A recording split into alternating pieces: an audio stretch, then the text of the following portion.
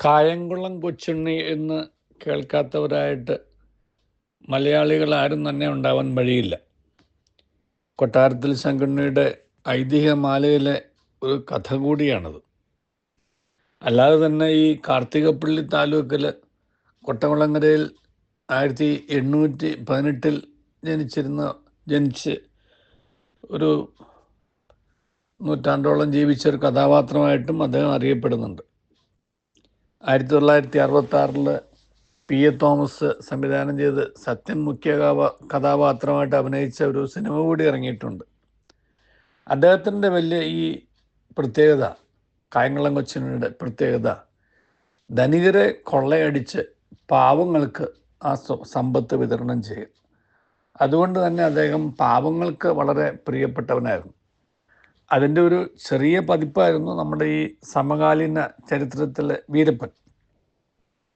എന്തുകൊണ്ട് കായംകുളം കൊച്ചുണ്ണി അറിയപ്പെടുന്നത് എല്ലാ ധനവാന്മാരെയും കൊള്ളയടിച്ച് അവരുടെ സ്വത്തൊക്കെ എടുത്തിട്ട് അവനവൻ്റെ കാര്യവും അതുപോലെ തന്നെ പാവപ്പെട്ടവരുടെ കാര്യവും ഒക്കെ നിർവഹിക്കുക.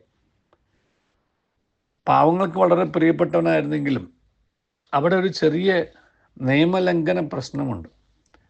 ഈ തിന്മയുടെ സ്വാധീനത്തിൽ നിന്നുകൊണ്ട് നന്മ ചെയ്യുമ്പോൾ ചെയ്യുന്ന നന്മയുടെ ആത്യന്തികമായിട്ടുള്ള ആ മേന്മ നഷ്ടപ്പെടുന്നു, അതിൻ്റെ ഗ്ലോറി ഇല്ലാതാവുന്നു.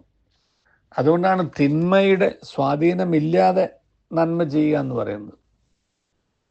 കായംകുളം കൊച്ചുണ്ണി നന്മ പ്രവൃത്തികൾ ചെയ്തു, പക്ഷേ അത് തിന്മയുടെ സ്വാധീനത്തിൽ നിന്നുണ്ടായിരുന്നു. ഒരു ദുരാചാര വൃത്തിയിൽ അകപ്പെട്ടിരിക്കുന്ന ഒരാൾ സദാചാര പ്രസംഗം നടത്തിയാൽ ഏൽക്കാതെ പോകുന്നത് അതുകൊണ്ട് തന്നെയാണ്.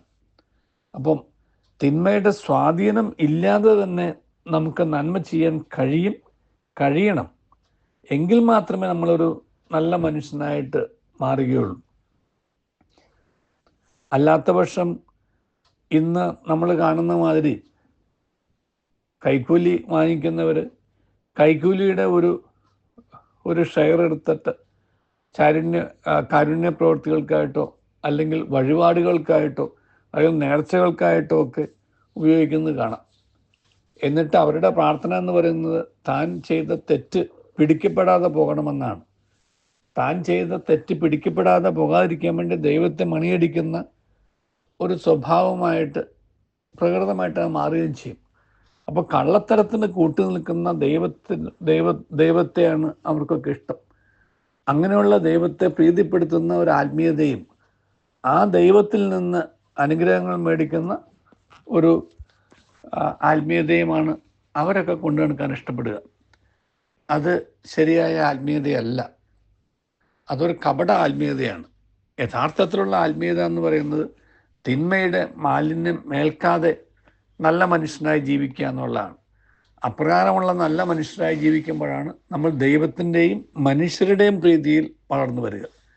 അല്ലാത്ത പക്ഷം മനുഷ്യരുടെ പ്രീതി ഉണ്ടാവും, ദൈവത്തിൻ്റെ അപ്രീതിയായിരിക്കും. ആത്യന്തികമായിട്ട് ദൈവത്തിൻ്റെ പ്രീതിയിൽ ആയിരിക്കുക എന്നുള്ളതാണ് പ്രധാനപ്പെട്ടത്. അല്ലാത്ത പക്ഷം മനുഷ്യൻ്റെ പ്രീതി താൽക്കാലികമാണ്, ദൈവത്തിൻ്റെ പ്രീതി മാത്രമാണ് ശാശ്വതമായിട്ടുള്ളത്. ആ ശാശ്വതമായ പ്രീതി ലഭിക്കാതെ പോകും. അതുകൊണ്ട് ഇവിടെ ഈ ലോകത്ത് ജീവിക്കുമ്പോൾ ഉള്ള താൽക്കാലിക പ്രീതി മാത്രം നോക്കാതെ ആത്യന്തികമായിട്ട് ദൈവത്തിൻ്റെ പ്രീതിയോട് ലഭിക്കുന്ന രീതിയിൽ നല്ല മനുഷ്യരായി ജീവിക്കാൻ നമുക്ക് പരിശ്രമിക്കാം. അതിനായിട്ട് ദൈവം നമ്മെ അനുഗ്രഹിക്കട്ടെ. നല്ലൊരു ദിവസം എല്ലാവർക്കും നേരുന്നു.